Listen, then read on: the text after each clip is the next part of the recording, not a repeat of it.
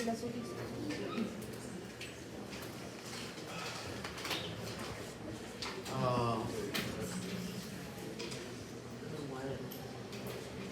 El concepto.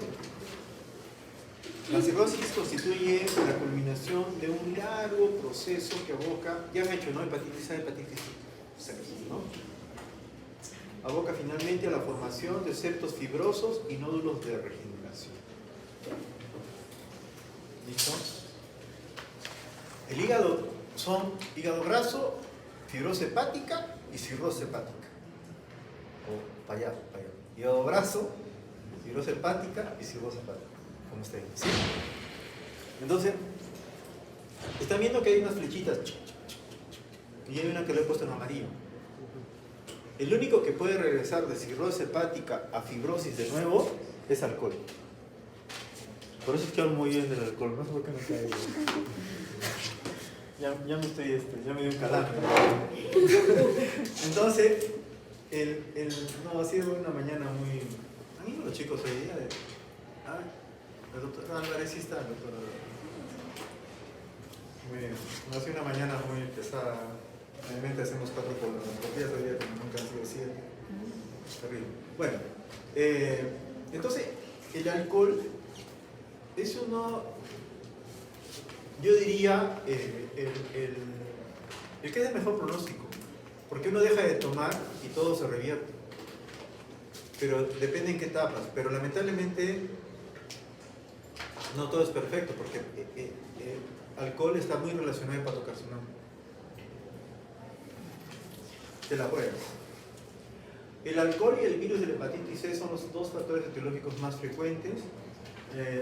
Historia natural de la cirrosis, cirrosis hepática compensada y cirrosis hepática descompensada. Hay un montón de cirróticos que están caminando y no saben que son cirróticos, o están sentados. La cirrosis hepática descompensada se da por una alteración de la hipertensión portal. La hipertensión portal se sube por encima de lo normal es hasta 5.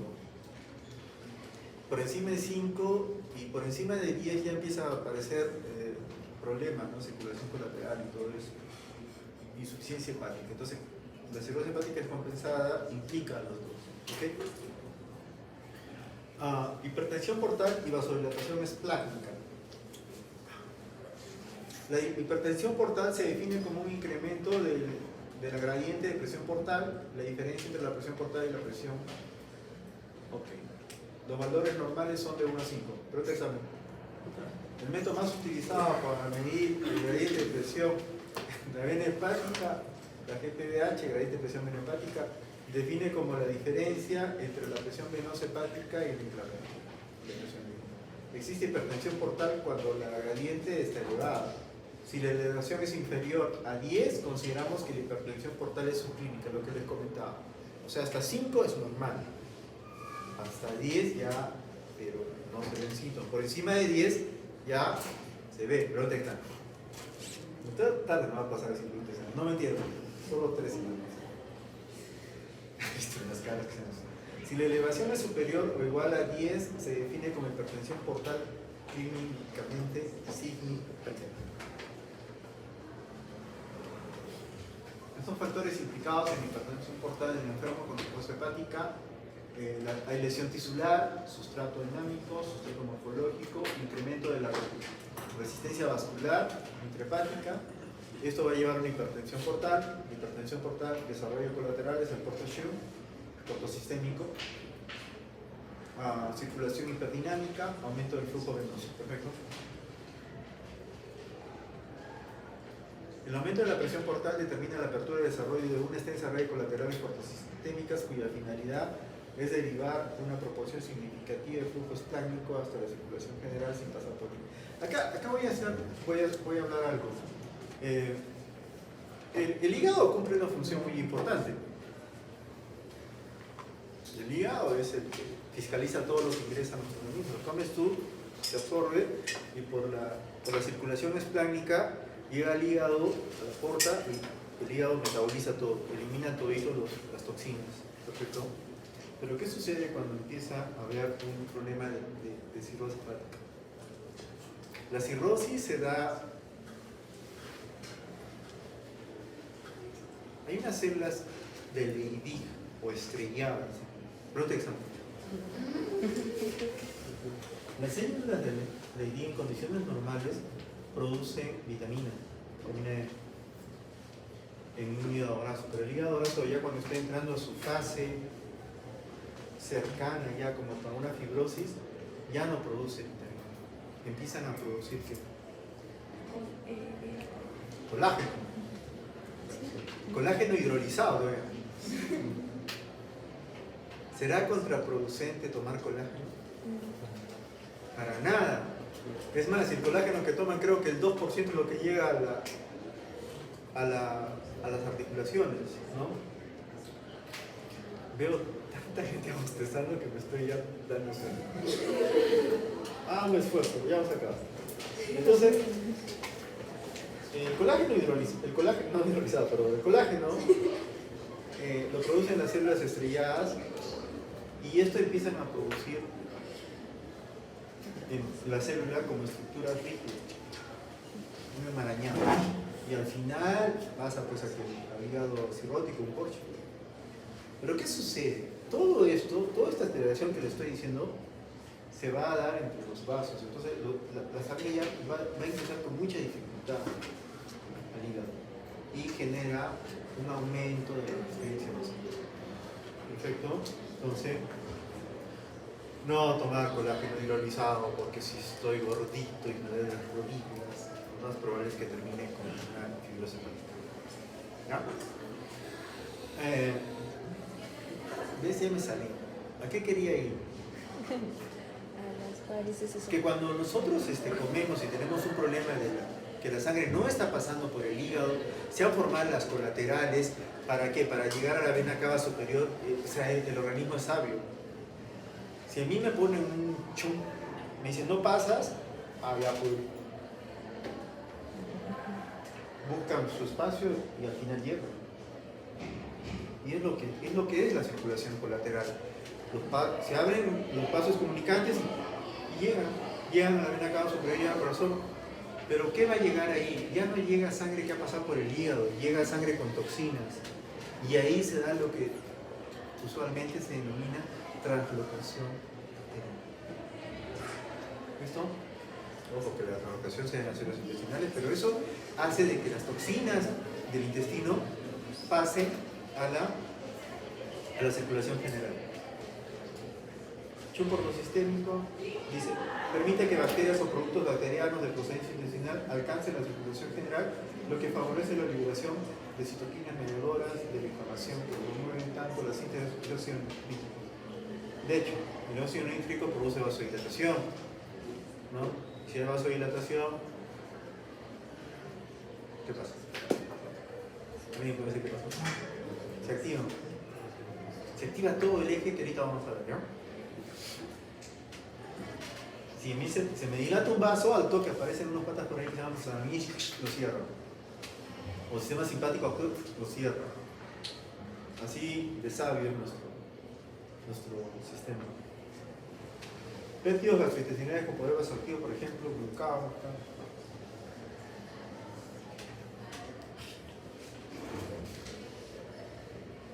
La historia natural de la cirrosis. Me voy a preguntar el estadio 2. ¿Ok? Aprendas este cuadro, es importantísimo. El estadio 1, ausencia de varices esofágicas y de ascitis, 1% de mortalidad al año. Estadio 2, varices esofágicas sin antecedente de hemorragia y sin ascitis, 3.4% de mortalidad. Estadio 3, presencia de ascitis como sin varices esofágicas, 20% de mortalidad. Estadio 4, hemorragia gastrointestinal por intersección portal como sin ascitis. ¿Perfecto? Acaba de hacer una pregunta. Eventos en el... Hoy tantas preguntas, no creo, ¿no? En eventos en el curso clínico de la cirrosis hepática compensada. En el momento del diagnóstico de la cirrosis hepática, aproximadamente la mitad de los pacientes se encuentran en una fase compensada. Eso es importante, o sea, no tienen síntomas. La formación de septos y pequeños nódulos se asocia significativamente con aumento de la presión portal. La progresión de la fibrosis y de la hipertensión portal condicionan el desarrollo de varices esofágicas o episodios descompresamiento. Esto es cierto. Yo he diagnosticado a muchos pacientes endoscopía solo por gastritis y cuando he entrado le he encontrado varices esofágicas. Y cuando he entrado al estómago he encontrado una gastropatía hipertensiva. La gastropatía hipertensiva tiene una característica especial, se la ve como piel de culebra. Es decir, la culebra como mosaicos, ¿no? Igualito se ve el acto del cuerpo, como piel de culebra, o mosaico, ¿no? También podemos ver varices en los bancos cortos. La prevalencia va a estar en esta fase de bueno. Les voy a dar el artículo. Esto lo saca de un artículo. Se lo puedo pasar. Que no, como dice el chavo, que no pande el público. Bueno, Que no pande el público. que no pande el público. Eventos claves en el curso clínico de la SAITA. Así dice. Aumenta la presión portal. Esto me lleva a un aumento semítrico, ¿no? Esto va a generar vasodilatación sistémica, lo cual disminuye la volemia efectiva. Y automáticamente ahí se activan los que le dije, los guardianes. Se activa el sistema renina, angiotensina, aldosterona, se activa el sistema nervioso simpático y se activa la hormona antidiurética, lo cual va a generar una retención de sodio y agua, que va a disminuir la resistencia periférica, lo cual va a normalizar la hemostasia circulatoria. Finalmente la retención de sodio se desactiva. Hasta este punto todo está bien porque el organismo ha visto cómo con sus agentes todo lo soluciona.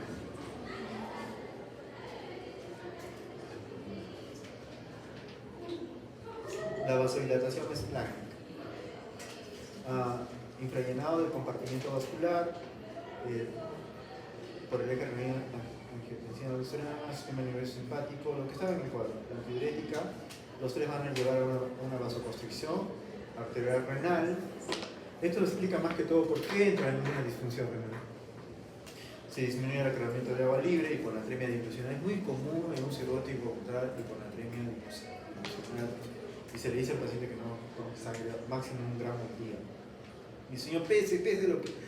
1 gramo, eso se lo tiene que dividir en desayuno, almuerzo y cosa. Dice, mejor no como eso. Bueno, y eso lleva experiencia. Producción adecuada de vasodilatación, prostaglandinas, función renal. Entonces, la hemorragia por varices esofagogástricas es muy común. Pero esto es lo que no queremos, o sea, el patólogo, los médicos gastroenterólogos prácticamente hacer una ligadura de varios, entonces no sirve de nada. O sea, podemos, ¿no? Pero ya cuando empieza a dilatarse la cosa ya no va a provocar. Hay criterios para saber endoscópicamente, pues de puntos hematoquésicos en las varices, ¿no? Decir que puede sangrar o determinar que ha sangrado. Pero bueno, eso no es ideal. Yo como médico, la verdad me siento frustrado con las cosas. Miren las varices.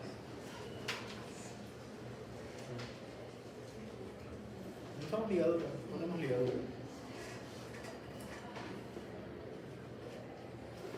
Esa es la clasificación de Chang, modificada para el valor de restricción de hepática.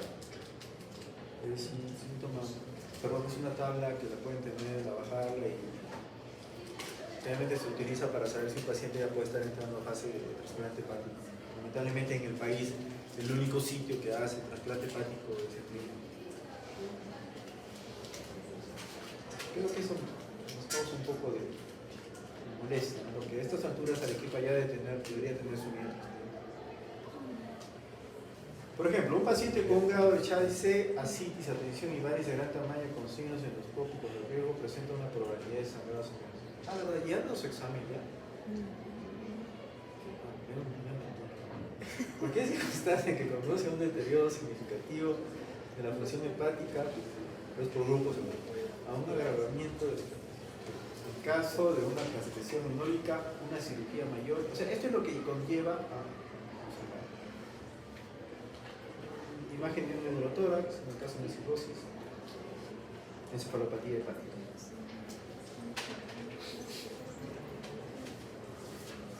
El amonio atraviesa la barrera hematoencefálica. Muy bien. ¿Quién dijo amoníaco? Tú has dicho. Asume, amoníaco. Muy bien. Muy bien. Eso es importantísimo. Porque la encefalopatía se lo debe al amonio. Pero en sí, amoníaco es el que pasa la barrera hematoencefálica. Amonio no. Entonces, si un paciente con cirrosis me hace encefalopatía, ¿dónde se produce el amoníaco? En el riñón. ¿Okay? El amonio, en lo que no se absorbe.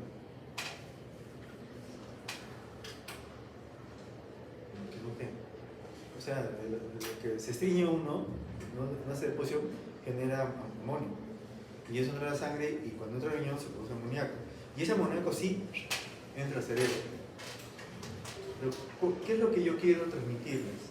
Que si yo veo a un paciente con encefalopatía, yo puedo presumir que ya me está haciendo un daño renal. Porque esto se forma en el riñón, en el amoníaco, y forma cantidades constantes. O sea, la homeostasis llega a tal punto que no se llega a producir nada. Es por eso que la cirrosis compensada hasta cierto punto. Cuando pasa a descompensada, ya aparecen estos síntomas. ¿Listo? Hay una autora que le hizo, Dios mío, las amígdalas, ¿no? El chump ortosistémico y insuficiencia hepática explica en gran medida la aparición de este síndrome, caracterizado por... El chump ortosistémico y la insuficiencia hepática explican en gran medida la aparición de este síndrome caracterizado por una disfunción irreversible de la función cerebral, responsable de un conjunto de síntomas y signos neuropsiquiátricos. Vamos a poner mejor modo. Entonces, el hígado es capaz de declarar la mayoría de toxinas que son conducidas desde el intestino a través de la vena porta, evitando con ellos lo que les comentaba antes, ¿no? Las toxinas se meten en el frente de la sangre y ocasionan todo este problema. En fase avanzada de la enfermedad, el chump ortosistémico y el deterioro de la función hepática permiten la incorporación elevada de concentraciones de toxinas.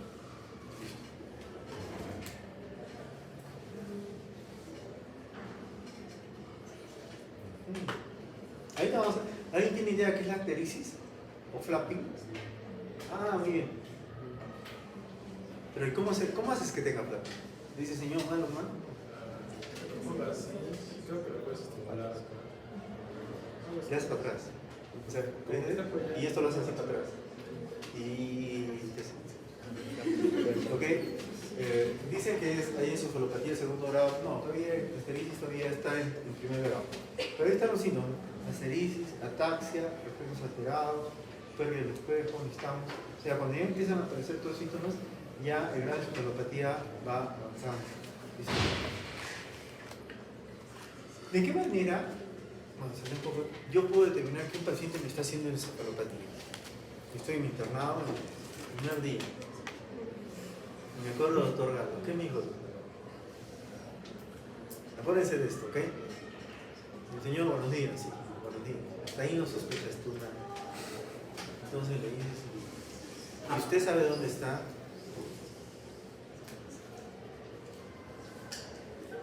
Hospital, ¿no? Sí, señor. ¿Y en qué hospital? Sí, o sea, se queda en el hospital. Entonces ahí empiezas tú a avanzar. ¿Listo? Si estás solo, primeramente lo traemos familiar también. Pero a veces vienen solos. Entonces dices qué día es hoy, qué fecha. Entonces ya puedes determinar que tu paciente ya no está alerta y tiene cierto problema, ¿no? Es más, si le sacas un billete y le dices, ¿este billete cuánto es? Ya muerto. Hospitalizado. ¿Listo? ¿Cómo? Como consecuencia se puede producir edema cerebral, encefalopatía. A este fenómeno contribuye la inflamación muscular, músculo. ¿Okay? Característica de enfermo con cirrosis avanzada debido a que el músculo también interior la proporción de amonio contamina. El amonio circulante sensibiliza el cerebro. Vamos a lo que les gusta a ustedes. Factores precipitantes de cefalopatía hepática. Miren, todo eso. No va a preguntar nada. Infecciones. Las infecciones bacterianas constituyen una manifestación común en la cirrosis hepática, comparado con el 5 a 7% de la tasa de infección nosocomial que existe en la población general. Los pacientes con cirrosis presentan una tasa de 30%. La señorita, es mi primera clase, nunca. Y usted me ha dicho que si yo marco abajo después de 10 minutos, no me paga, es cierto. No sé. O sea, si a mí me gusta dar la clase, pero doy media hora más, no puedo. ¿Hay otra clase después?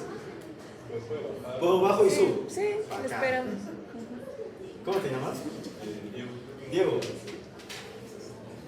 Bueno, Diego. Bueno, bajo ya lo subo, no sea los factores de riesgo más importantes para el desarrollo de infecciones son hemorragia. Esto es importante. Los factores de riesgo más importantes para el desarrollo de infecciones: hemorragia gastrointestinal y el deterioro avanzado de la nutrición. ¿Listo? Las infecciones más frecuentes son la peritonitis bacteriana espontánea, infecciones del tracto urinario, neumonía.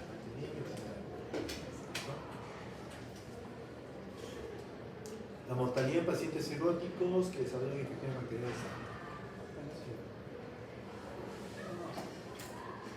Bueno, el desarrollo de infecciones comienza en la luz intestinal. El desarrollo de infecciones comienza en la luz intestinal por el sobrecrecimiento bacteriano, un aumento en la permeabilidad intestinal y alteraciones del sistema inmune. Pacientes cirróticos inmunodeprimidos. ¿Ustedes han hecho ya la clase de síndrome intestino irritable? Sí. ¿Sí? Sí, sí. Estoy mirando mal, ¿no? ¿Viste unas caricitas que han podido hacer? Chicos, ¿por qué se da el síndrome intestino irritable? Estrés, ansiedad. ¿Sepsis? Estrés. Estrés. Todos tienen acá síndrome intestino irritable. No se sabe. O sea, no se sabe. O sea, no han hecho clases ustedes. ¿Que la alteración de la microbiota no han hablado? Sí. Lógico. ¿Pero qué ha dicho el doctor? No hay evidencia. No sé. Ya hay evidencia. Y hay evidencia. Las guías, las últimas guías, ya están hablando de que la flora intestinal, los probióticos tienen que ver mucho con la recuperación. O sea, ya lo ponen en el manejo y tratamiento. ¿Sí? Y la microbiota tiene que ver con qué. No da sueño. La microbiota tiene que ver con la respuesta inmunológica. Ustedes saben que el intestino, el sistema digestivo es el que tiene más conexiones con el sistema nervioso central. Y todos los neurotransmisores de la depresión están en el sistema digestivo. ¿Saben? ¿No es cierto? ¿Cuáles son? Quiero dar no me aburrí de leer. Noradrenalina, dopamina, serotonina, y todos ellos tienen que ver con la ansiedad y depresión. ¿Ok? La primera respuesta inmunológica del organismo, del sistema digestivo, tiene que ver con la respuesta al estrés.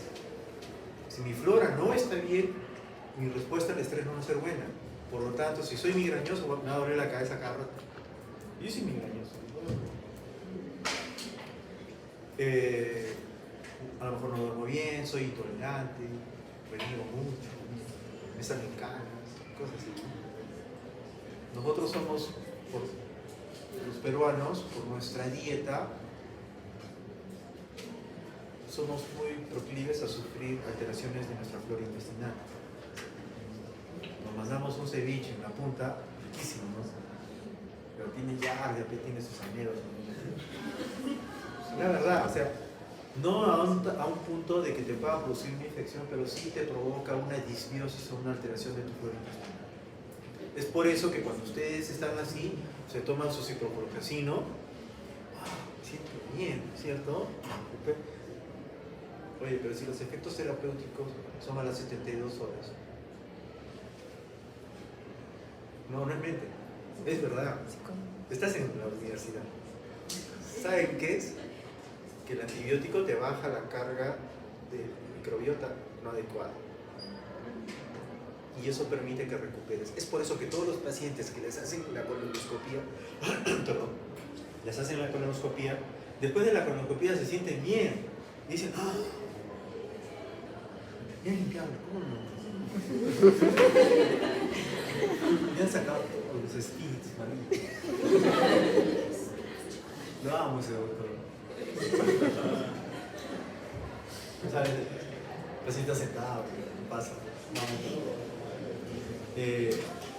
¿Qué sucede? Yo me hago la colonoscopía y limpio, lo boto. Entonces, después de eso, ya no tengo diarrea o no tengo estreñimiento. Un mes, 2 meses, vuelve a crecer la flora que quedó, otra vez más. Ya no lo quiero hacer. Entonces, para eso tienen que dar rifaximina, ¿no? ¿Sí? O rifaximina alfa. ¿Cuál da? Bueno, no voy a criticar. Los probióticos se dan hasta mínimo 3 meses. Bueno, pero ¿por qué estoy hablando de probióticos? Porque esto tiene que ver con la flora intestinal. Y si la flora intestinal, estos pacientes son inmunodeprimidos, pacientes que vienen de tomar muchas medicinas, encima les dan omeprazol todavía. Y el omeprazol está demostrado que altera la flora intestinal, la microbiota y se genera la translocación bacteriana y mi paciente... Es por eso que a estos pacientes se les da rifaximina por buen tiempo, para que baje la carga bacteriana y evite translocaciones y no nos hagas PBE, peritonitis bacteriana importante. ¿Listo? Por eso me he dado un toque ahí. Bueno, ya lo leemos. Síntomas que permiten sospechar el padecimiento de un hepatocarcinoma. Chicos, me avisan por favor. Yo me emociono, empiezo a hablar y ya digo, no. ¿Hasta qué es eso? Hasta las 4, ¿no? Sí. Ok, entonces, los síntomas que permiten sospechar el padecimiento están ahí. Sí, signos que pueden encontrarse están ahí. Ya. Arañas vasculares, ecuestre. Se lo van a llevar, no se preocupen. Memoria fotográfica.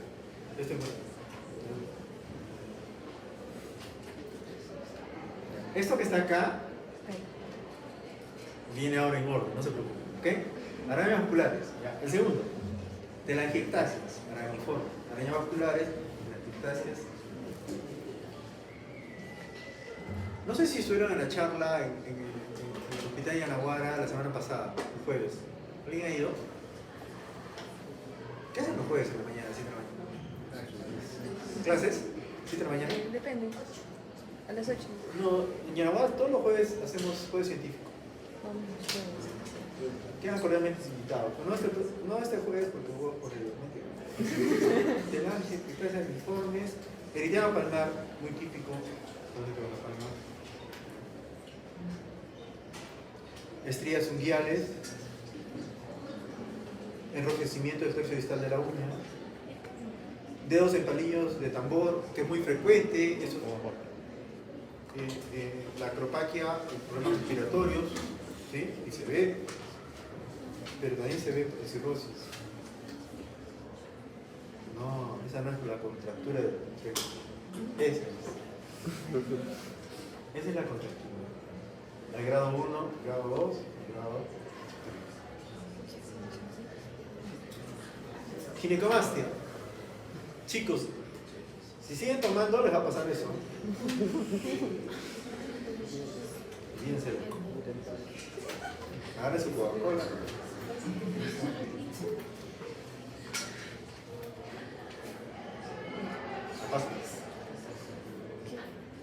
Atrofia testicular. ¿Sabían ustedes que yo recién me he enterado hace 2 días? No sabía que había un sistema para medir los testículos. Y miren ahí, está enumerado todavía. Ah, chica, ya no se toma. Hepatomegalia. Vamos a estar ahí. Como están los compañeros tratando de palpación y manual de Glenn. Ya, esto es para conocimiento nomás. Poco historia, pero bueno. una ecografía y te dice tu hígado está grande o pequeño. Pero es bueno saber.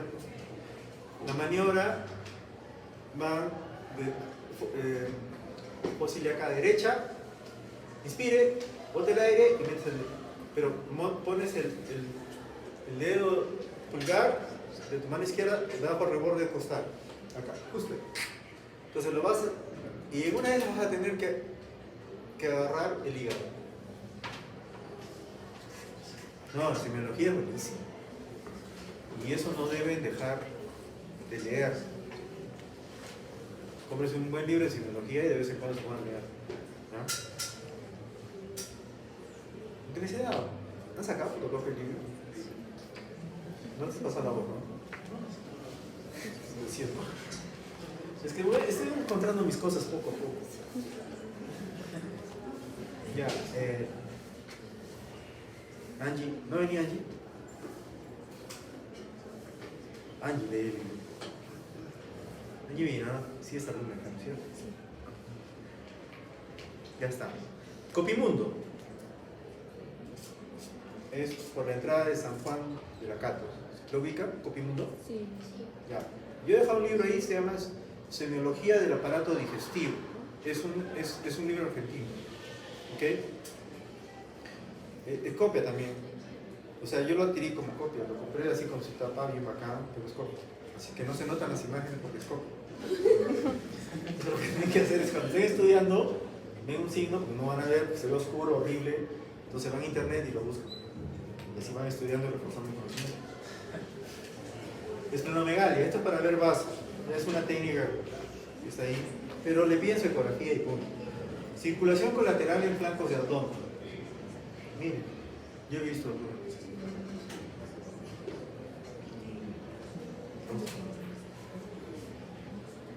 Nunca tengan miedo a hacer una punción, una paracentesis.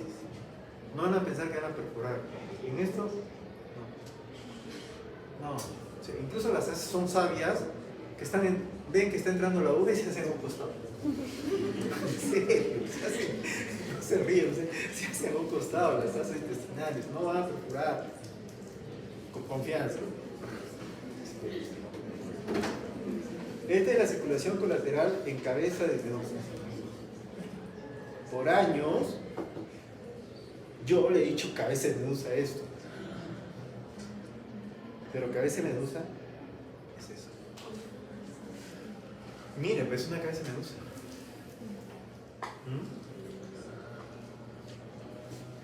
Alrededor del ombligo. El signo, wow. ¿Alguien sabe francés, alemán? Nada. Bueno, entonces no me va a sentir mal. Signo de Rubergier o Gürtel.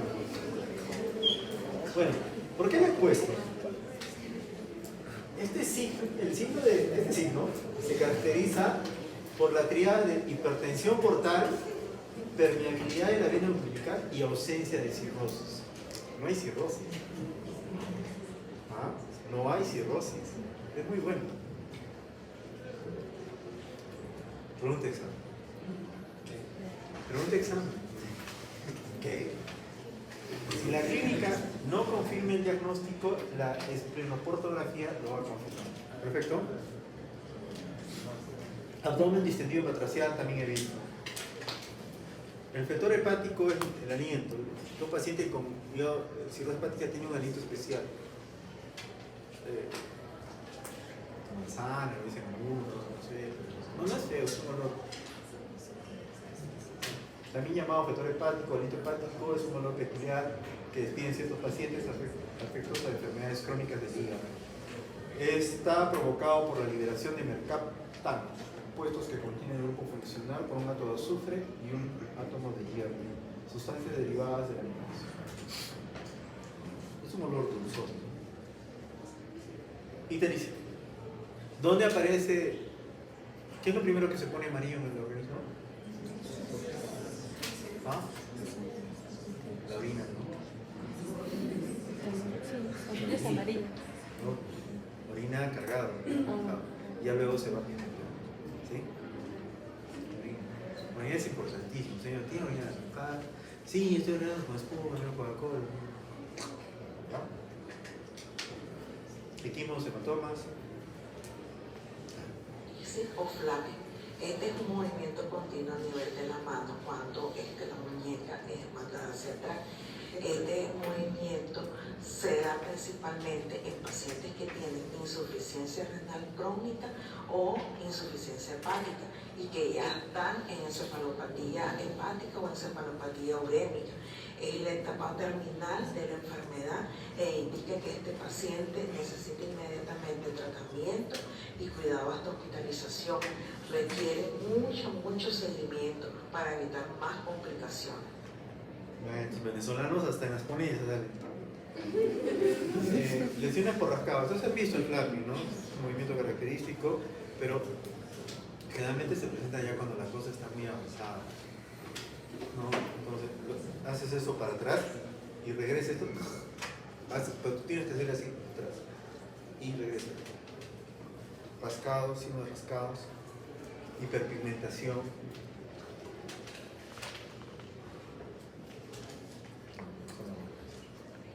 Miocardiopatía cirrótica, el hígado, la cirrosis hepática hace hepato cardíaco, hepato pulmonar y hepato renal. ¿Ok? Para yo diagnosticar un hepato renal, me tiene que subir de 0.3 el basal. O sea, todo paciente que ingresa a la...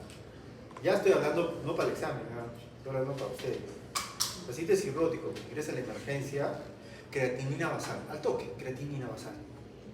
Porque ese paciente ictérico encefalopático me puede hacer un hepato renal. Yo para hacer el diagnóstico tengo que tener una creatinina basal. Porque ¿qué sucede? Que yo agarro y le tomo y sale 1.1. No tiene. Ok, y el que ingresó no lo tomé. Y para nuestra mala suerte ingresó con 0.6. Ya a esa altura me está haciendo un hepato renal. Por eso es importantísimo tomar una creatinina a un paciente que está ictérico o encefalopático. En la emergencia suele, ¿no? Este fenómeno nace como un mecanismo compensatorio del sistema nervioso frente a la disminución de la bulimia y detoxificación con la progresión de fallo. Exacto.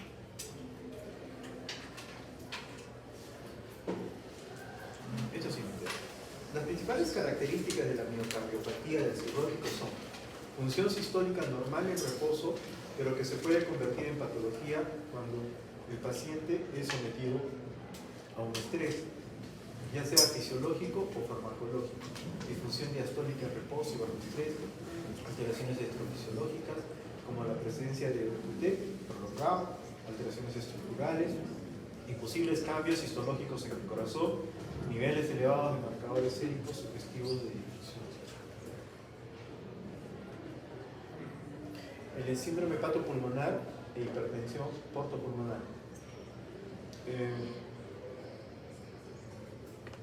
A ver. Lo que se produce a nivel vascular en el hígado, y no en la sangre, se empieza a manifestar en todos los órganos. ¿Listo? Entonces, ahí ya las cosas ya...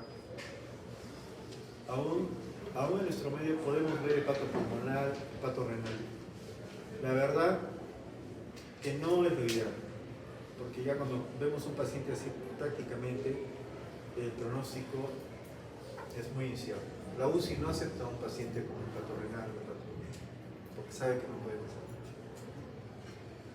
Pero no es justo, ¿no? Porque no somos dioses ni nadie para decir hasta acá llegó tu hora, ¿no? Tenemos que luchar hasta el final.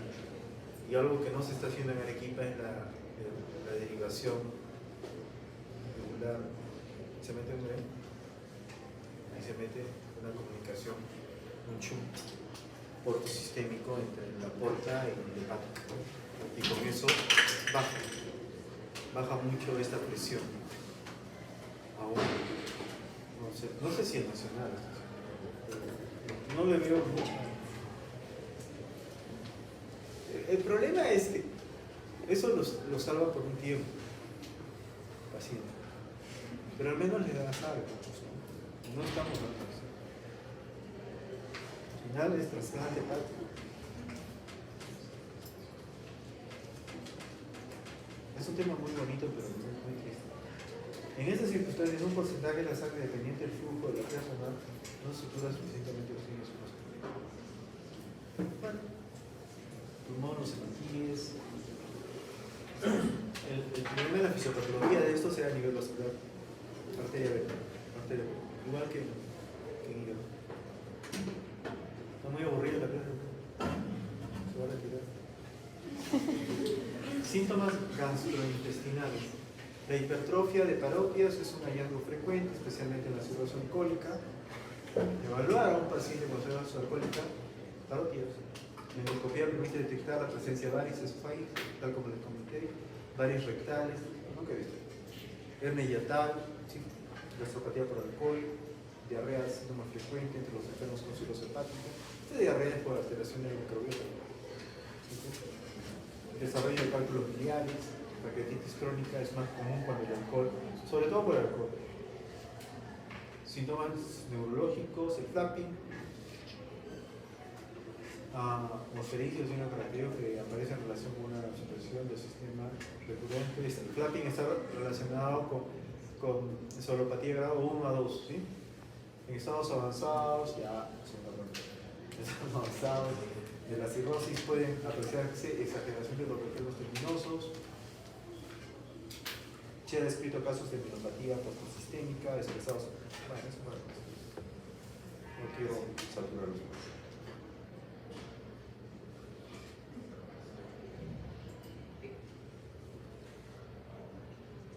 Este no es claro.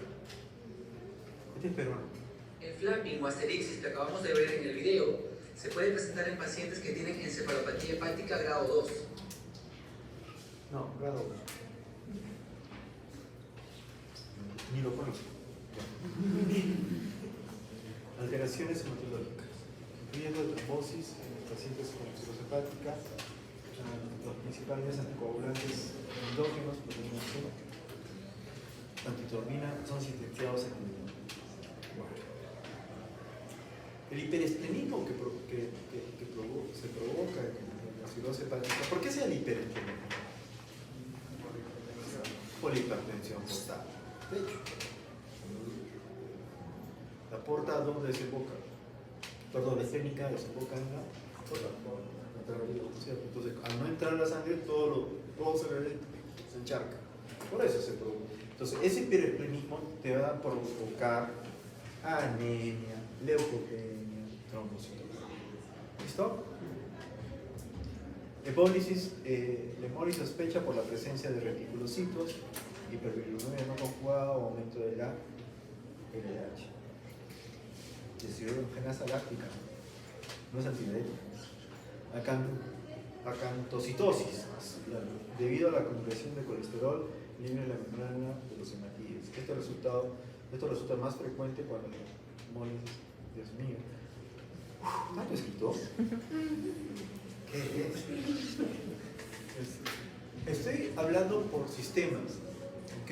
O sea, la cirrosis llega a comprometer pulmón, corazón, sistema digestivo, y ahora voy a hablar de sistema musculoesquelético. ¿Ya? En la cirrosis biliar primaria, ¿ya han hecho cirrosis biliar primaria? ¿No? La cirrosis biliar primaria es muy común en mujeres, ¿sí? ¿Y cómo se diagnostica? AMA, ¿no? AMA, mujer. Nunca te vas a olvidar. ¿Sí? Antimitocondrial, ¿no? ¿No estás seguro? Sí. Para la autoinmune es ANCA y anti-KLM1 o ASM. Antinucleares, antimúsculo liso y anti-hígado, KLM1 es riñón, hígado y músculo. Pero AMA, antimitocondriales, es para cirrosis biliar primaria. Es muy común en nuestro medio. Siempre piensen, siempre que vean a una mujer algo pálida, pero de 40 años para arriba. ¿Listo?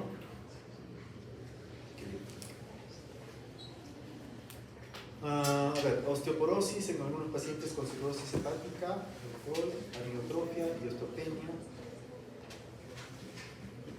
Acá. Este es Dupuytren, son lesiones en piel. Sistema de... Por eso le dije si no habían ido a la clase de... No fueron.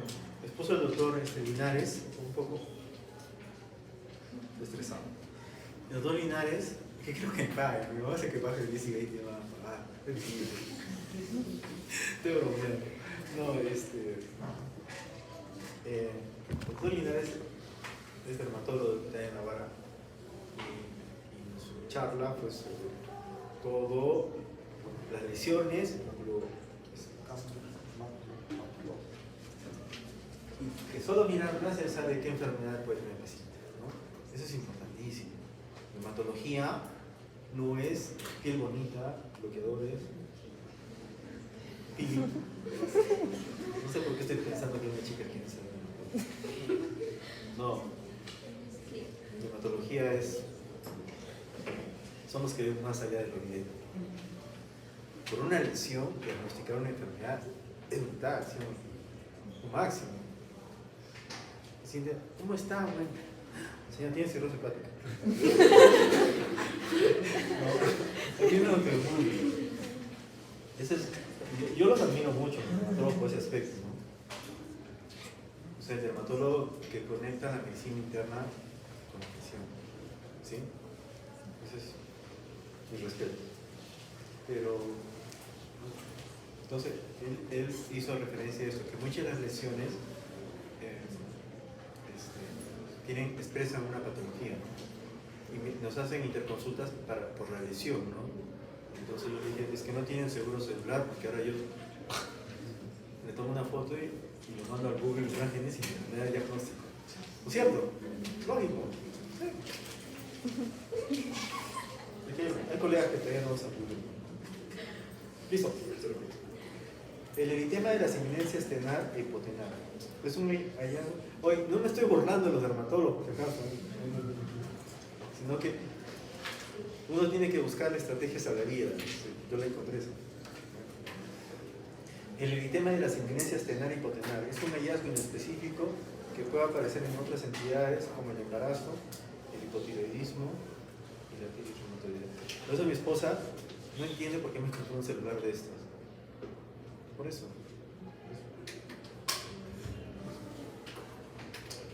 Ayuda muchísimo. ¿Ya, chicos? Pero ustedes lo van a hacer porque no sea residente. Ya tienen. Bueno, cuídense mucho porque la gente está muy lista. Hasta vamos a verlo por más. El eritema de las eminencias tenar y hipotenar. Esto, ¿no? Típico. Un paciente cirrótico, las uñas de muerte.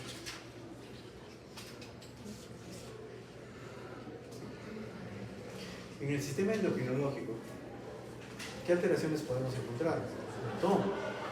Pacientes alcohólicos que toman mucho, ¿qué me empieza a hacer? Ginecomastia, el sistema los estrógenos sobrepasan los andrógenos, empiezan a aparecer caracteres sexuales femeninos, ¿sí? Entonces el hiperestrogenismo contribuye a la formación de los empados o las arañas, araña vascular y el eritema palmar, así como los cambios en la distribución del vello corporal. La ginecomastia es un signo típico de agravado por el uso de espironolactona. Mira, la espironolactona te agrava la ginecomastia, porque en estos tiempos yo creo que estornuda tiene que salir. Y consiste en la proliferación del tejido glandular y una mano palmar. El hipogonadismo presenta un efecto directo del consumo de alcohol. Primero, de la cirrosis en hemocromatosis de depósito de hierro, tanto en el hipófisis como en el intestino. Me he quedado sorprendido de ese medidor de decisión. Pues ya no me tomo. Sistema endocrino y seguimos con cáncer. Cirrosis hepática, ¿con qué cáncer está asociado? Hígado. Cáncer de hígado. ¿Listo? Hepatitis B y alcohol. Más frecuente. ¿Ya? Hepatocarcinoma. Eso Pronto examen. Diagnóstico. Wow.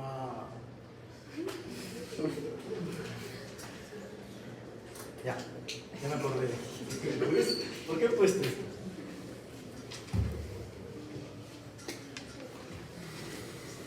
Para hablar de cirrosis, primero tengo que sospechar la enfermedad. ¿Listo? Sospechar que estoy frente a una cirrosis. Tengo que confirmar el diagnóstico. Una vez que confirmé el diagnóstico, hay que establecer la etiología y finalmente certificar el riesgo. ¿Qué riesgo tiene? ¿Listo? Así es más o menos el enfoque que yo hago en el estudio de un paciente con cirrosis, o que pienso que tiene cirrosis. Si sospecho el hallazgo de estilo, o sea, clínicamente, todo lo que hemos visto, se le escanea al paciente, entonces, esto puede ser, ya, pum, lo anoto. Descubrimiento, no, le pido un perfil hepático. ¿Listo? El perfil hepático está alterado. Hay una clase, ¿no?, sobre hepatograma, interpretación del hepatograma. ¿Okay? Aparición de signos de descompensación de la enfermedad, el hallazgo de cirrosis hepática en el curso de una laparotomía. Eso ya muy poco se mira, ¿no? Pero se ve, ojo, ¿no? Porque yo hace poco he visto, claro, ¿sabes que le he hecho una biopsia a un paciente que está operando y le he visto el hígado medio nodular? Pobrecito. O sea, miren cómo han llegado hasta ese punto el paciente y de hecho que es una cirrosis hepática. Confirma el diagnóstico. ¿Cuál es el gol estándar para diagnosticar cirrosis? Esto es lo más importante de la charla. Yo voy a acabar. No, es una conjuntivitis. Entonces, la biopsia hepática. Gol estándar. Gol estándar para diagnóstico de cirrosis, biopsia hepática. ¿Listo? Ahora, la biopsia puede ser transcutánea, laparoscópica o vía transjugular, ¿no? La biopsia hepática puede indicar la causa de la enfermedad incluso. O sea, te da el diagnóstico de cirrosis, pero a su vez también te puede ayudar con el diagnóstico, ¿no? Y en el diagnóstico te puede decir que estás frente a un NASH. ¿Qué es NASH? ¿Qué es enfermedad? ¿Ves? Enfermedad hepática no alcohólica, ¿sí? Enfermedades de causa metabólica y la biopsia hepática, incluyendo la hemocromatosis hereditaria. O sea, todo eso me puede ayudar a determinar una biopsia hepática. La biopsia hepática. Establecer la etiología, dice, si ya tengo el diagnóstico, ahora, ¿qué es lo que me va a ocasionar? Porque la biopsia me está diciendo que estoy frente a una cirrosis. Hay una fibrosis, los espacios están trastornados, gracias por el... Entonces, tengo que determinar cuál es la causa. La biopsia no me lo dijo.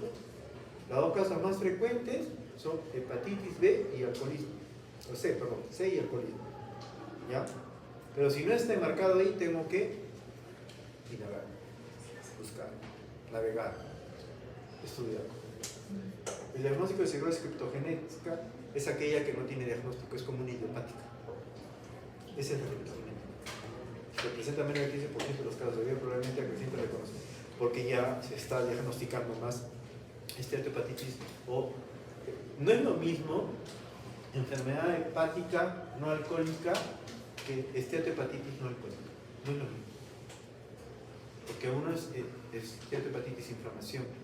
En cambio, el otro es una enfermedad del hígado graso. O sea, el paciente no puede tener, solamente está gordo. ¿No? Ojo, que también los flacos tienen hígado graso. A ver, ¿es lo mismo hígado graso que grasa en el hígado? Ustedes nunca han ido a un ecologista y hígado graso, grado 3. El paciente sale así. La hija, la mamá, todo un drama. Tiene hígado graso, hígado graso. ¿Qué? No es gorda, digo.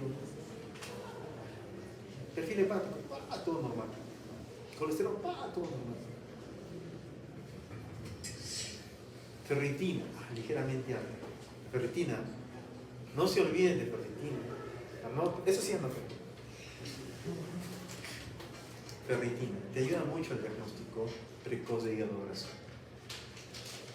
¿No? Entonces, si mi perfil hepático del paciente está normal, el colesterol está normal, la ferritina ligeramente alta, pero la ecografía me dice hígado graso 3 o 4, y este ecografista no sabe nada. Mentira, ¿no? Sí, mejor estudiado, ¿no? Pero eso es grasa en el hígado. Se habla de hígado graso cuando hay un impacto en la función hepática. ¿Sí? Tampoco se olviden de eso. Y estratificar el riesgo. El riesgo de mortalidad en los pacientes con cirrosis se estratifica de acuerdo con el estadio en el estudio basado en consenso va a ver. ¿Se acuerdan que hablamos de cirrosis? Les dije, anoten ese cuadro. Va a salir una pregunta de ahí. Voy a preguntar el estadio 2. Ese es Babel. ¿Ok? Los episodios de compensación por el desarrollo captacional están íntimamente relacionados con la presencia de hipertensión portal, clínicamente significativa y el grado de insuficiencia hepática valorar. Ese primero. Ponen en su. Bajan las tablas y las tocan. Eso sí no van a sufrir. No lo voy a estar internado.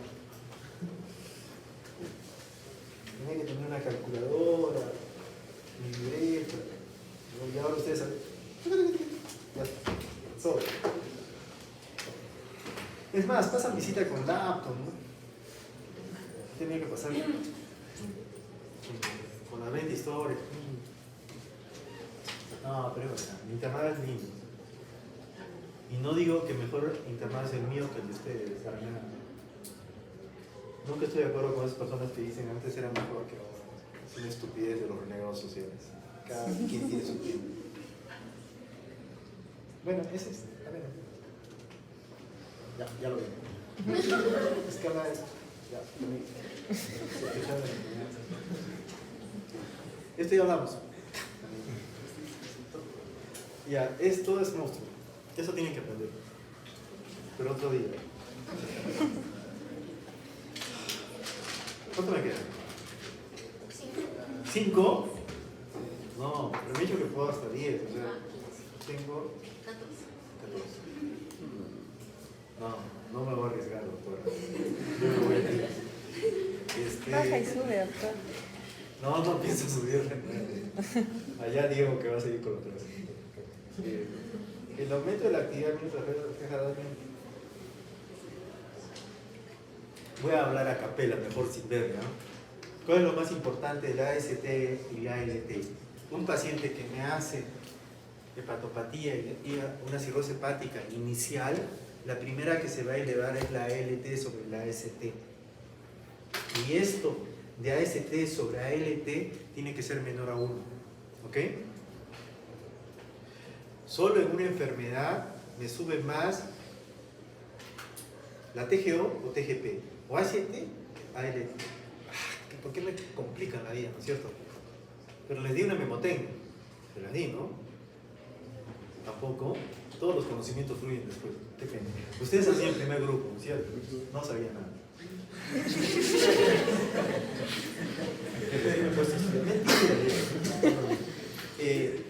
Hay una memotecnia que es sopa pala. AST, TGO, ALT, TGP, entonces pala con ALT y TGP. Bueno, y cada quien hay un mi memoria, no sé, yo era de tercer medio. Hay unos que tienen una memoria así, pues, ¿no? Lo leen y ¡pum! Ya quedó, ya. Yo me olvido, que tengo que hacer así. Bueno, a lo que va es lo siguiente, en una cirrosis hepática alcohólica, el TGO se sube 2 a 3 veces por encima de la TGP o la LT. ¿Ya? Yo voy a hablar TGO, TGP, ya, no me confundo. El TGO se sube 2 a 3 veces por encima de la TGP. ¿Listo? Pero ¿en qué momento yo lo estoy haciendo a mi paciente cirrosis hepática, TGP más elevada sobre TGO? Pero en un momento de la evolución de la enfermedad de mi paciente, la TGO se sube sobre la TGP. ¿Qué me dice? que mi paciente está haciendo fibrosis hepática. Anoten eso. Y por lo tanto le tengo que pedir ¿qué? ¿Es una biopsia? Ah, supone que a esa altura ya tengo diagnóstico. Ahí le tengo que pedir un fibroscan. ¿Listo? Ya, lo demás lo ven, ¿ya? Fosfatasa alcalina. La fosfatasa alcalina también está elevada, pero si encuentran una fosfatasa alcalina alta, descarten osteoporosis. No se queden ahí. Las mujeres descarten osteoporosis porque puede estar elevada la fosfatasa alcalina. No porque esté elevada. ¡Ah! La fosfatasa alcalina está elevada. ¿Tiene coleopolitiasis o está mal el hígado? No, guarda. ¿Tiene osteoporosis? Sí, hay una sintomatología. Bueno. Va fosfatasa alcalina con gamma-glutamina, aspartidasa, van de la mano. Son casadas. No las separen. ¿Ya? Van de la mano. La elevación de la gamma-glutamina en las células hepáticas es un hecho inespecífico. Por eso les digo, cuando existe un componente colestásico, su elevación ocurre de forma paralela a la fosfatasa alcalina. Una elevación significativa suele sugerir alcoholismo. Entonces, paciente, entra a la consultación y ¿usted toma? No. ¿Y las mujeres están? Pero nada, señor. No. Y la mira, ¿qué tienes? Le dice. Conchudo, pues. Señor, pues, los sábados. Sí, yo voy a jugar mi pelota y tomo unos tragos. Ah, o sea, ocasionalmente. Sí. Todos los sábados. Todos los sábados. Buen futbolista, ¿no? Sí, no delantero. Y la señora. Entonces, ya, perfil hepático. Y sale PTGO 2 veces más. Y ya está el paciente sentado, ya con la horca, ¿no? Para ya que tú jales nomás la pita y sigue negando, ¿no? Lo sigue negando, es un quijuna. Entonces agarras gamma-glutamina, ¡pum! También le va. No, ya, muerto ya. Señor, usted es alcohólico, ¿ya? Y se me va a psiquiatría. Alcohólicos anónimos. ¿En serio? Pero encima te manda con su familia. Yo mandaba al psiquiatra, que yo soy loco, que el tratamiento del alcoholismo es por psiquiatría. ¿Qué es lo que dan?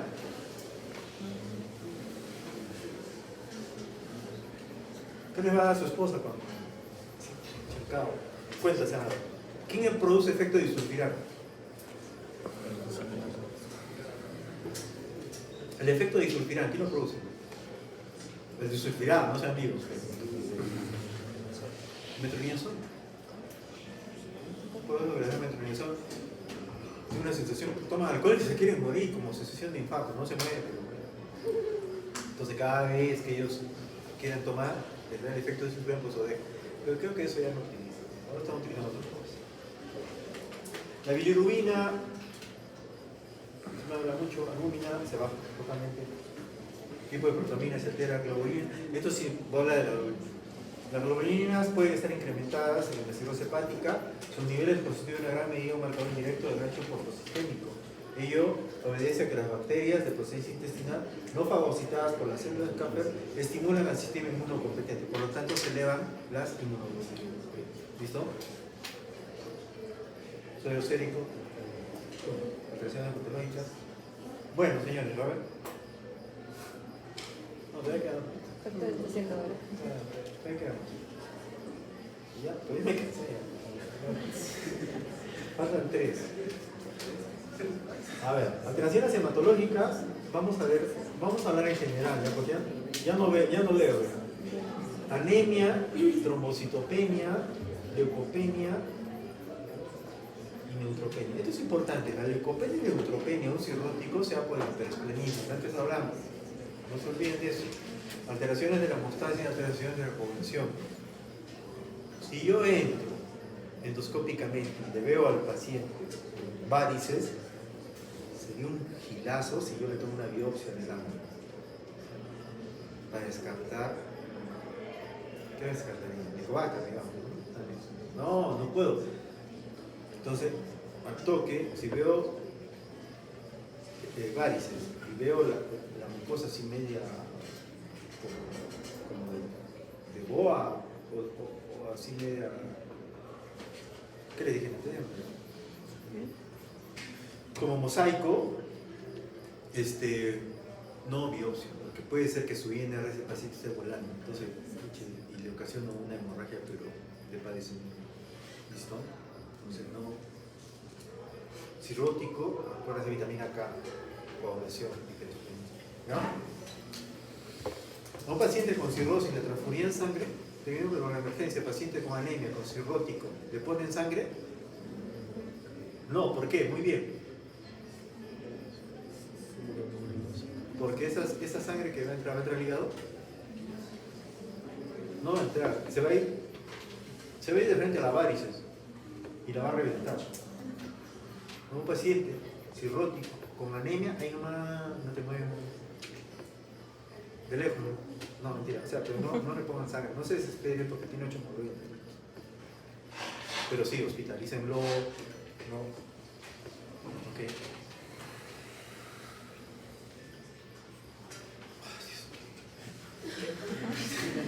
Signo de descompensación. En algunos pacientes la cirrosis hepática no se descubre hasta que aparece una descompensación. Esta puede ocurrir de forma espontánea o relacionarse con un factor precipitante, o sea, tomar alcohol. Otras circunstancias pueden ser determinantes de los primeros síntomas, una transacción enórica. Vale.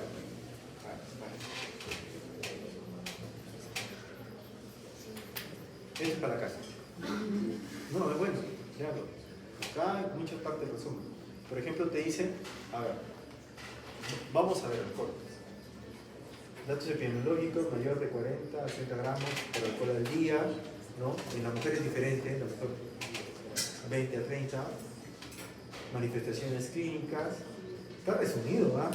Esto es lo máximo. No saben todo lo que me ha costado encontrar esto. ¿Listo? Cuando vayan al internado, yo soy de la católica. No me estoy burlando. Yo espero de que el examen que den sea muy bueno, definitivamente. Pero como digo, no se desesperen, tranquilo. ¿Okay?